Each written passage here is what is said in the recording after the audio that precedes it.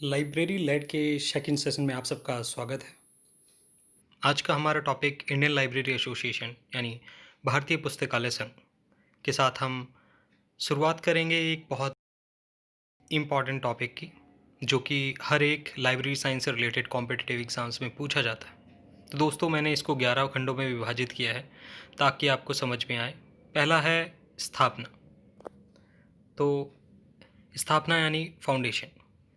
तो दोस्तों, इसमें मैं आपको बताऊंगा कि आईएलए की स्थापना कब हुई, कौन से सम्मेलन में इसके लिए जद्दोजहद करी गई। तो तारीख 12 सितंबर 1933, 12 सितंबर 1933 को कलकत्ता के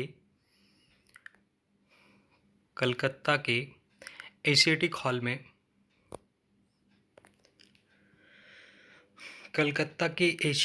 में एक सम्मेलन आयोजित किया जाता है। कलकत्ता के एशियाटिक हॉल में एक सम्मेलन आयोजित किया जाता है।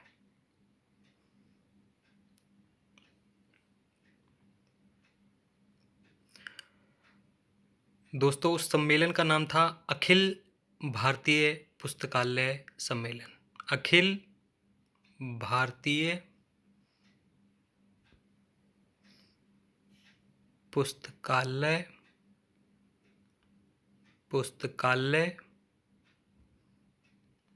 सम्मेलन, पुस्तकालय सम्मेलन यानी अखिल भारतीय पुस्तकालय सम्मेलन। इसको कहते हैं all India library conference. All India library conference.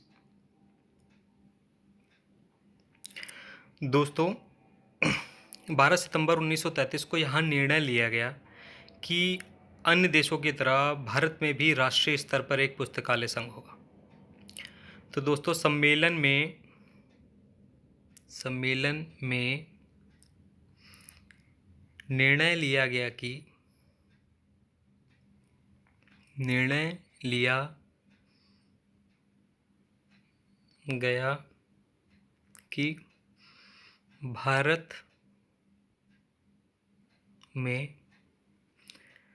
Bharat में भी राष्ट्रीय स्तर पर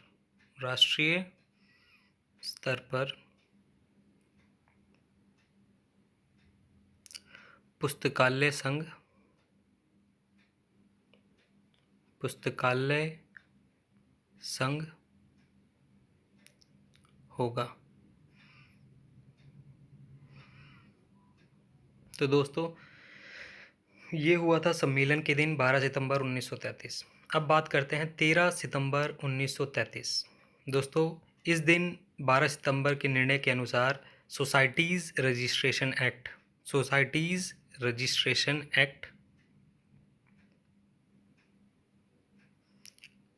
XXI 1860, societies registration act XXI 1860 के तहत आईएलए की स्थापना की जाती है।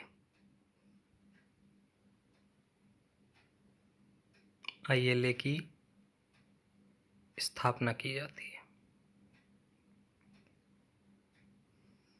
तो दोस्तों, एग्ज़ाम में अगर पूछा जाएगा कि आईएलए की स्थापना कब हुई, तो सही उत्तर है 13 सितंबर 1933। कई बुकों में ये 12 सितंबर 1933 भी दिया गया है, जो कि गलत है। लेकिन अगर ऑप्शन में 13 सितंबर 1933 की जगह 12 सितंबर है तो 12 सितंबर सही है।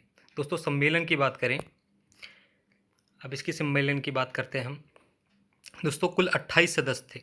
सम्मेलन में कुल 28 सदस्य थे, यानी 28 मेंबर थे, 28 मेंबर्स। दोस्तों, उसमें SR रंगनाथन जी भी शामिल थे। ये आपको पता होना चाहिए, एग्ज़ाम में पूछा जा सकता है कि उनमें एक प्रोमिनेंट पर्सनालिटी SR रंगनाथन जी भी थे। दोस्तों, इसके अध्यक्ष और सचिव के बारे में आपको पता होना चाहिए। तो दोस्तों, इसके अध्यक्ष और सचिव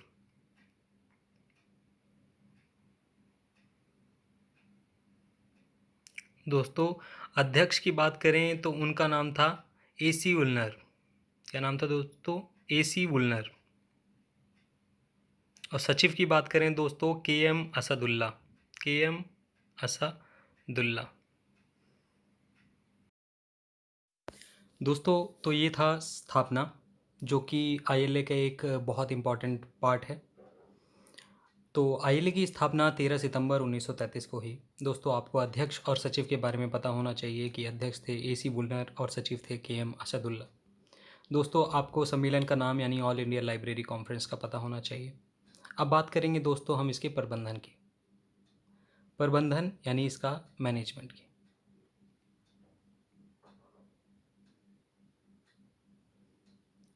प्रबंधन प्रबंधन दोस्तों, हम बात करेंगे कि इसके अध्यक्ष, सचिव, महासचिव, लाइब्रेरियन यानी पुस्तकालय अध्यक्ष, इन सब की। अध्यक्ष यानी प्रेसिडेंट, सचिव यानी सेक्रेटरी, महासचिव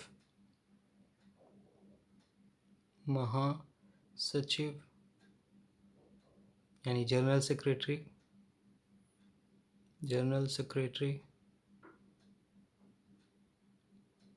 पुस्तकालय अध्यक्ष,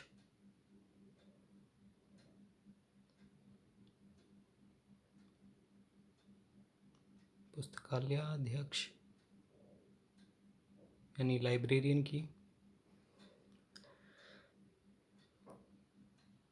तो दोस्तों, हम बात करेंगे प्रथम, पूर्व और वर्तमान अध्यक्ष, सचिव और महासचिव, साथ ही पुस्तकालय अध्यक्ष की भी। तो दोस्तों, प्रथम अध्यक्ष,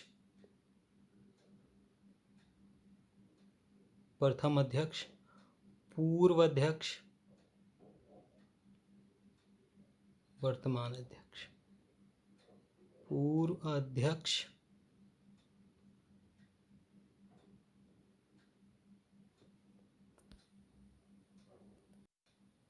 वर्तमान अध्यक्ष।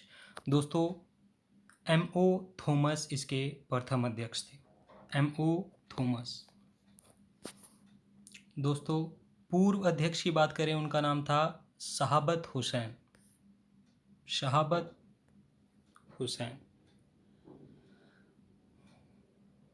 तो दोस्तों, जो इनके वर्तमान अध्यक्ष हैं उनका नाम है बीडी कुंभार। दोस्तों, ये कुमार नहीं है, कुंभार है, KUMBAR। तो कुंभार, बीडी कुमार। दोस्तों, सचिव के बारे में बात करें, इसके प्रथम सचिव, तो जो सम्मेलन के सचिव थे दोस्तों, वही इसके प्रथम सचिव थे आईएलए के। तो दोस्तों, उनका नाम था पूर्व सचिव, वर्तमान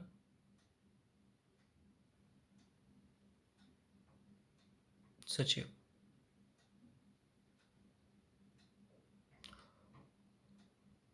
तो दोस्तों, प्रथम सचिव का नाम था केएम अशादुल्ला।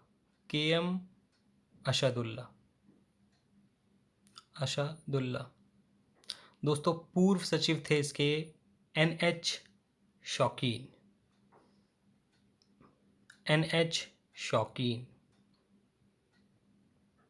दोस्तों, अगर वर्तमान सचिव की बात करें तो दो वर्तमान सचिव हैं, राकेश कुमार और एक फीमेल हैं, उनका नाम है महक गर्ग।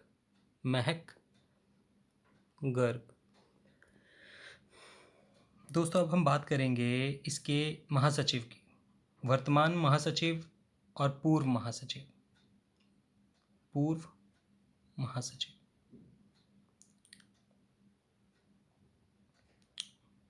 यानी पूर्व जनरल सेक्रेटरी। तो दोस्तों, अगर वर्तमान महासचिव की बात करें तो उनका नाम है ON चौबे।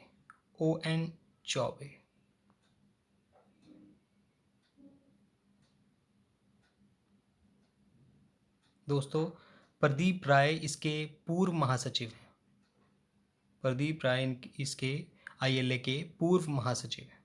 दोस्तों, अगर वर्तमान लाइब्रेरियन की बात करें, वर्तमान पुस्तकालय अध्यक्ष की बात करें और पूर्व पुस्तकालय अध्यक्ष की बात करें, तो दोस्तों, वर्तमान में इसके पुस्तकालय अध्यक्ष यानी लाइब्रेरियन इसके हैं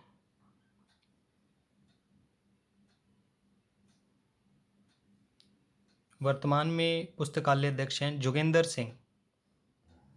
जोगेंद्र सिंह।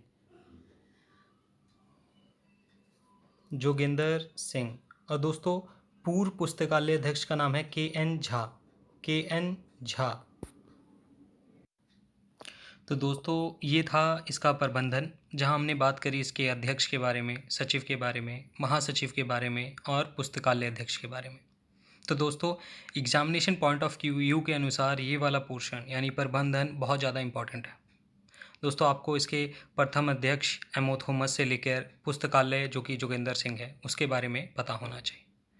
दोस्तों इसके बाद हम डिस्कस करेंगे इसके उद्देश्यों के बारे में, इसके उद्देश्य, संगठन और मुख्यालय के बारे में। दोस्तों अब बात करेंगे हम इसके उद्देश्य के बारे में। इसके 3 उद्देश्य हम डिस्कस करेंगे यहाँ पर। उद्देश्य यानी इसके ऑब्जेक्टिव्स। दोस्तों आपको पता होना चाहिए कि भारतीय पुस्तकालय संघ यानी ILA के ऑब्जेक्टिव्स क्या क्या हैं।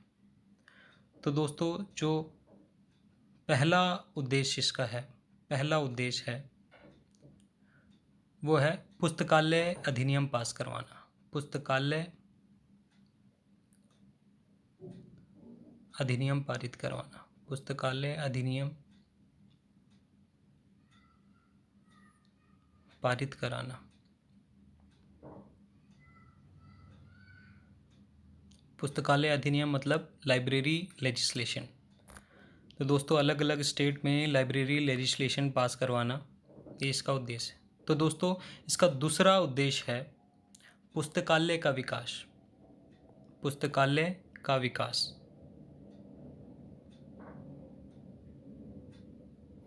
यानी लाइब्रेरी डेवलपमेंट इसका दूसरा और महत्वपूर्ण उद्देश्य है। अब इसके तीसरे उद्देश्य की बात करते हैं दोस्तों, लाइब्रेरी स्टाफ की ट्रेनिंग यानी पुस्तकालय स्टाफ की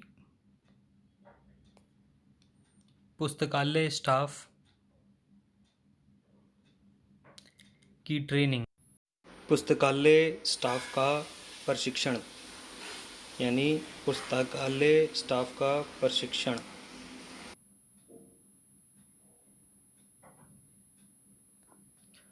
तो दोस्तों ये था इसका उद्देश्य, जहां हमने बात करी पुस्तकालय अधिनियम पारित करवाना एक इसका उद्देश्य है, पुस्तकालय का विकास इसका उद्देश्य है और पुस्तकालय स्टाफ की ट्रेनिंग इसका उद्देश्य है। इन 3 उद्देश्यों के बारे में हमने डिस्कस करी। दोस्तों अब हम बात करेंगे इसके संगठन की यानी इसके ऑर्गेनाइजेशन की। इसके संगठन में कुल कितने सदस्य होते हैं, कितने अध्यक्ष, कितने सचिव, कितने महासचिव, कोषाध्यक्ष, इनकी बात करेंगे। एक अध्यक्ष होता है दोस्तों, एक अध्यक्ष होता है यानी प्रेसिडेंट। 6 उपाध्यक्ष होते हैं दोस्तों, 6 उपाध्यक्ष यानी 6 वाइस प्रेसिडेंट होते हैं दोस्तों इसके एक सचिव होता है, एक सचिव होता है दोस्तों। 2 महासचिव होते हैं, 2 महासचिव होते हैं दोस्तों। अगर कोषाध्यक्ष की बात करें तो एक कोषाध्यक्ष होता है यानी ट्रेजरर, कैशियर।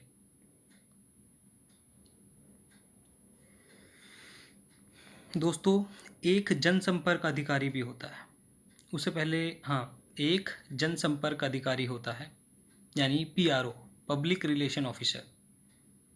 जनसंपर्क अधिकारी, जनसंपर्क अधिकारी दोस्तों। तो प्रेसिडेंट यानी अध्यक्ष, उपाध्यक्ष यानी वाइस प्रेसिडेंट, सचिव यानी सेक्रेटरी, महासचिव यानी जनरल सेक्रेटरी, जनरल सेक्रेटरी, कोषाध्यक्ष यानी कैशियर, ट्रेजरर भी होता है इसी का मतलब, जनसंपर्क अधिकारी यानी PRO, पब्लिक रिलेशन ऑफिसर। तो दोस्तों ये था इसका संगठन।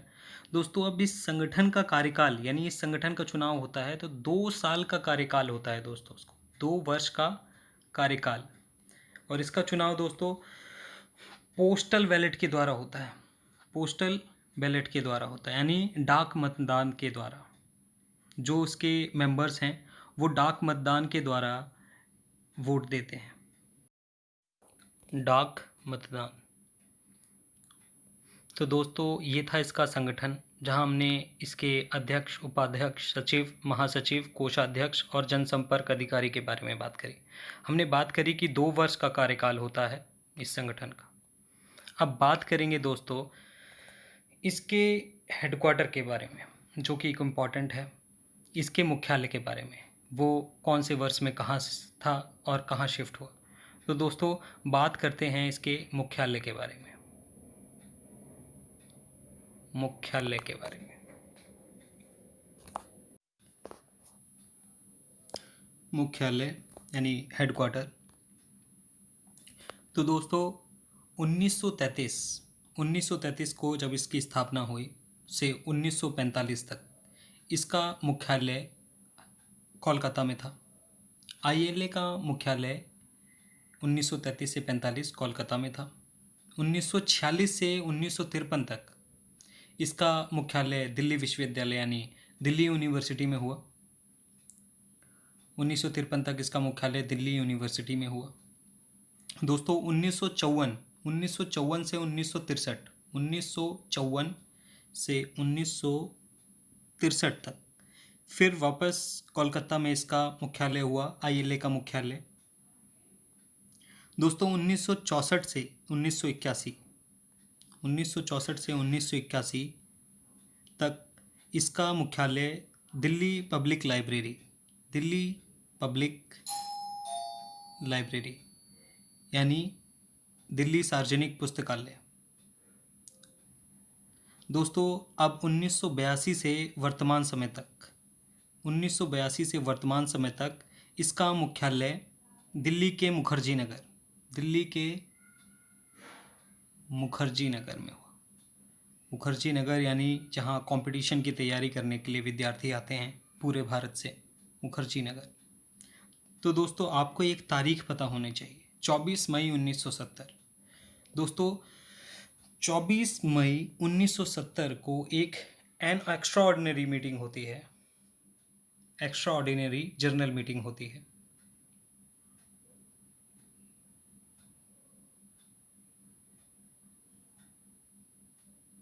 एक्स्ट्रा ऑर्डिनरी जनरल मीटिंग होती है दोस्तों।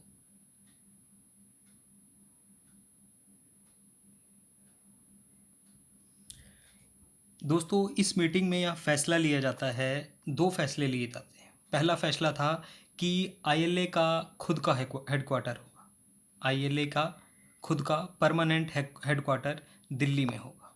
आईएलए का हेडक्वार्टर परमानेंट दिल्ली में होगा, परमानेंट दिल्ली में होगा। और दूसरा फैसला लिया गया था कि आईएलए का खुद का भवन होगा, यानी आईएलए का स्वयं का भवन होगा, स्वयं का भवन होगा। इसकी ऑन बिल्डिंग होगी, यानी इसकी खुद की बिल्डिंग होगी।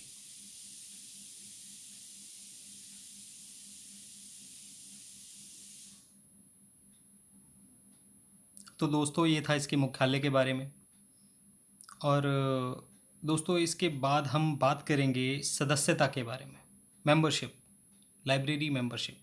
तो दोस्तों इसमें 3 तरह की मेंबरशिप के बारे में हम बात करेंगे। सदस्यता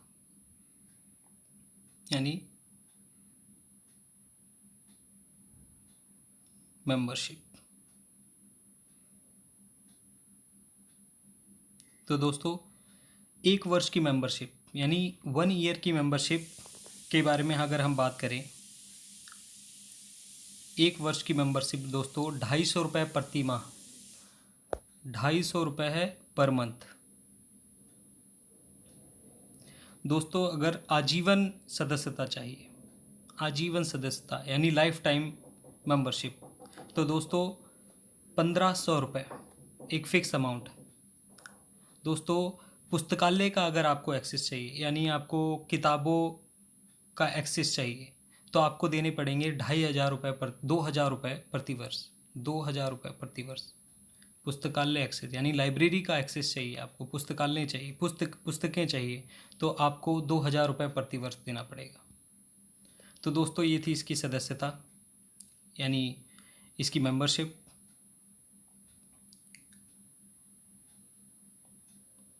लाइफ टाइम मेंबरशिप, 1 साल की सदस्यता और पुस्तकालय का एक्सेस, इसके बारे में हमने बात किया दोस्तों। अब बात करेंगे दोस्तों कि ILA को, भारतीय पुस्तकालय संघ को वित्त की प्राप्ति कहाँ से होती है, यानी इसको फंड कहाँ से प्राप्त होता है। तो दोस्तों बात करते हैं वित्त की प्राप्ति।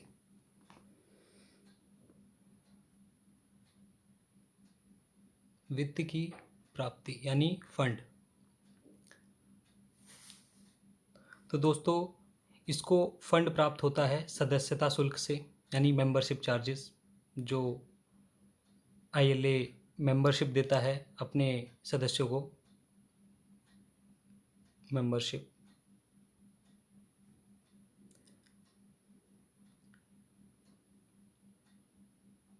दूसरा है दोस्तों प्रकाशनों की बिक्री, प्रकाशनों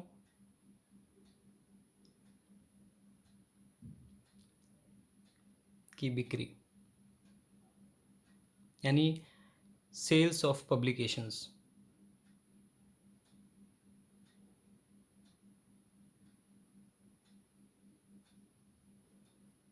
sales of publication, sales of publications. तो दोस्तों तीसरा है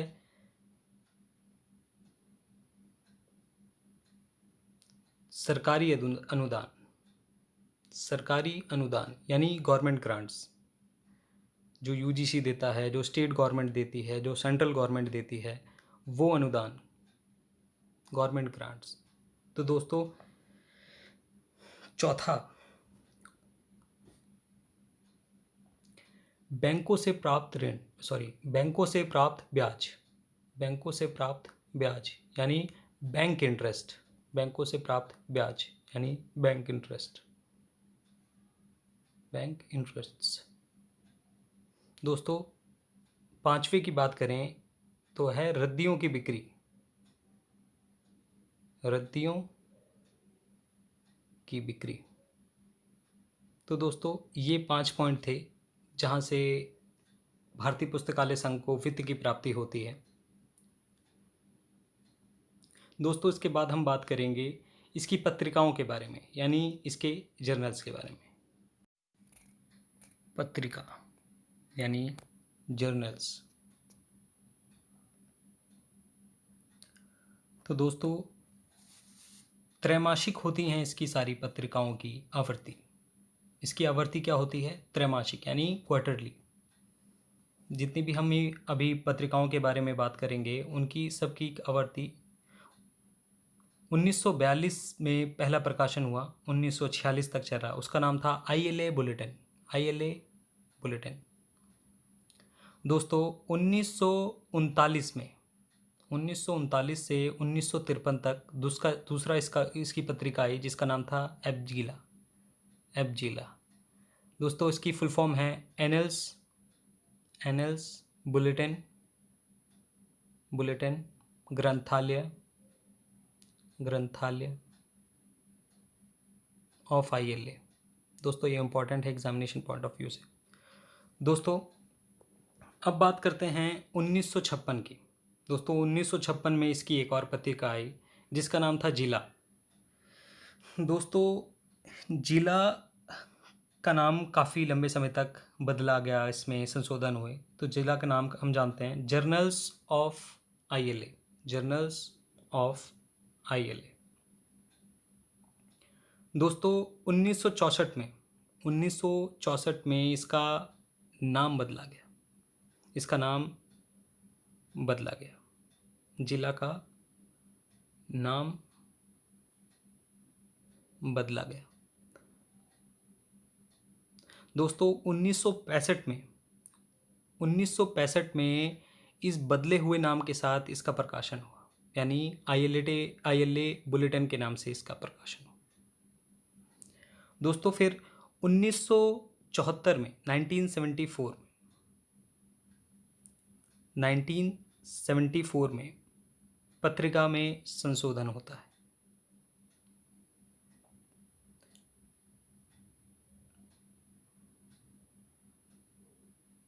1974 में पत्रिका में संशोधन होता है। दोस्तों 1974 में संशोधन होने के बाद इसकी संशोधित पत्रिका 1975 में संशोधित पत्रिका आती है। संशोधित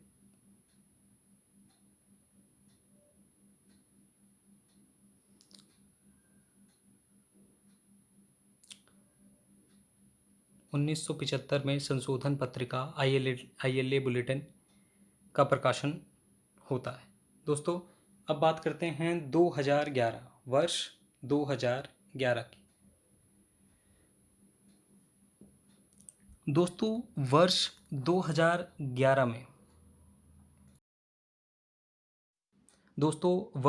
2011 में आईएलए बुलेटिन जो कि अब संशोधित पत्रिका हो चुकी है, उसका फिर से नाम बदला जाता है। 2011 में आईएलए बुलेटिन का नाम जिला हो जाता है। दोस्तों 2011 से ही यह पत्रिका ऑनलाइन प्रकाशन में आती है, ऑनलाइन प्रकाशित होती है। दोस्तों इसका 2011 में ऑनलाइन प्रकाशन स्टार्ट होता है। तो दोस्तों ये था इसकी पत्रिका यानी इसकी जर्नल्स के बारे में जिसकी आवृत्ति त्रैमासिक होती है। तो दोस्तों ये था वित्त की प्राप्ति और इसका जर्नल। दोस्तों अब इसका जो पोर्शन बचा है वो है इसका न्यूज़लेटर। अब हम उसके बारे में बात करेंगे कि न्यूज़लेटर। दोस्तों न्यूज़लेटर के अलावा अब हम बात करेंगे इसके एनुअल रिपोर्ट्स के बारे में और डेट्स के बारे में, दिवस के बारे में। तो दोस्तों आईएलए न्यूज़लेटर दोस्तों इसकी जो आवृत्ति होती है आईएलए न्यूज़लेटर की, वो होती है मासिक यानी मंथली। दोस्तों इसका प्रकाशन 1984 से हो रहा है, 1984 से। दोस्तों आईएलए न्यूज़लेटर का मुख्य उद्देश्य था आईएलए सदस्यों से संवाद, यानी आईएलए सदस्यों से संवाद। दोस्तों अगर बात करें कि संवाद यानी लाइब्रेरी गतिविधियों के बारे में अवगत कराना है, to keep ILA members up to date of ILA activities यानी आईएलए की गतिविधियों से आईएलए के सदस्यों को अवगत कराना। दोस्तों इसके बाद हम बात करते हैं एनुअल रिपोर्ट्स के बारे में। दोस्तों एनुअल रिपोर्ट जैसे कि नाम बताता है एनुअल, यानी ये साल में यानी वर्ष में एक दफ़ा प्रकाशित होती है, वार्षिक होती है, इसकी आवृत्ति वार्षिक होती है, यानी एनुअल। दोस्तों एनुअल रिपोर्ट के अंदर बताया जाता है कि आईएलए में वर्ष भर में क्या गतिविधियां हुई हैं, एक वर्ष की आईएलए की गतिविधियों के बारे में। एक वर्ष की आईएलए की गतिविधियां। तो दोस्तों एनुअल रिपोर्ट में एक वर्ष की आईएलए की गतिविधियों की जानकारी होती है। दोस्तों हम बात करते हैं डेज़ की यानी दिवस की। कौन कौन से दिन हैं जो कि आईएलए सेलिब्रेट करता है या आईएलए द्वारा वो दिवस दिए गए। तो दोस्तों पहला दिवस है 12 अगस्त और दोस्तों ये दिवस 1984 से मनाया जा रहा है, 1984 से। दोस्तों ये है लाइब्रेरियन डे यानी पुस्तकालयाध्यक्ष दिवस।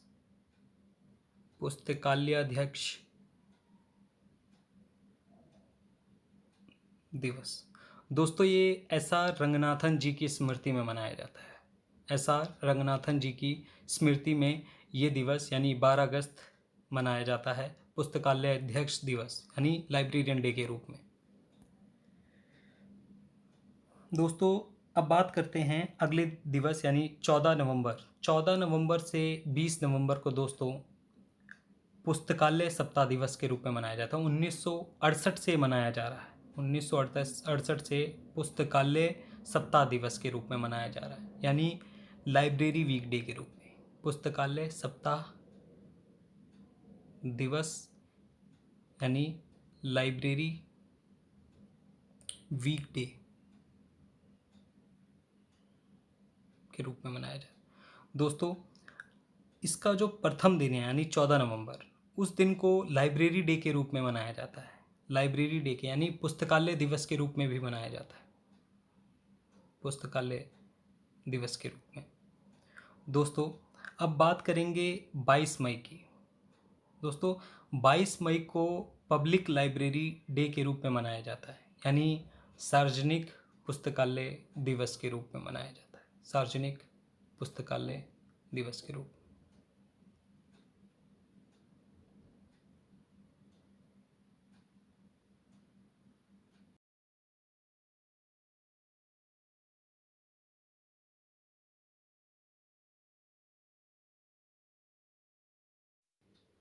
दोस्तों अब हम बात करेंगे अवार्ड्स के बारे में। तो दोस्तों हमारा पहला अवार्ड होगा ILA कौला बेस्ट लाइब्रेरियन अवार्ड। दोस्तों कौला बेस्ट लाइब्रेरियन अवार्ड मिलता है सर्वश्रेष्ठ पुस्तकालय अध्यक्ष को। दोस्तों दूसरा हमारा जो अवार्ड है वो होता है doctor LM Padhyay best librarian award. दोस्तों यह अवार्ड सर्वश्रेष्ठ विश्वविद्यालय पुस्तकालय को मिलता है। दोस्तों हमारा तीसरा अवार्ड होगा ILA Gidwani Deshpande best academic librarian award. ये मिलता है दोस्तों शैक्षणिक पुस्तकालय को। अब दोस्तों बात करते हैं 3 और ILA के अवार्ड्स के बारे में। तो दोस्तों ये हैं CD Sharma award, AG Motiwale award और PV वर्गीस अवार्ड। तो दोस्तों बात करें ऊपर के दो CD शर्मा अवार्ड और AG मोतीवाला अवार्ड, तो ये मिलते हैं उन ऑथर्स को जिसने सबसे अच्छे पेपर प्रेजेंट किया हो और लिखा हो ILA के सम्मेलनों में। और दोस्तों बस दोनों में फ़र्क इतना है कि AG मोतीवाला अवार्ड सिर्फ यंगेस्ट ऑथर को मिलता है, जबकि CD शर्मा अवार्ड किसी भी एज ग्रुप के ऑथर को मिल सकता है। दोस्तों बात करें PV वर्गीस अवार्ड की, तो ये उस ऑथर को मिलता है जिसका पेपर ILA में पब्लिश हुआ हो और सबसे बेहतरीन हो। दोस्तों इसी के साथ हमारा आज का टॉपिक भारतीय पुस्तकालय संघ यानी इंडियन लाइब्रेरी एसोसिएशन ख़त्म होता है। दोस्तों कॉम्पिटिटिव एग्ज़ाम्स के पॉइंट ऑफ व्यू से मैंने इस वीडियो में हर एक पोर्शन कवर किया है, और इस वीडियो को देखने के बाद आपको कंपटीशन में पूछे जाने वाले हर एक सवाल का जवाब पता होगा। दोस्तों इस वीडियो को मेमोराइज़ करने के लिए रिपीटेडली इस वीडियो को यूट्यूब पर देखें। अगर आप चैनल पर नए हैं तो सब्सक्राइब करें, please like. Thanks for watching library lead.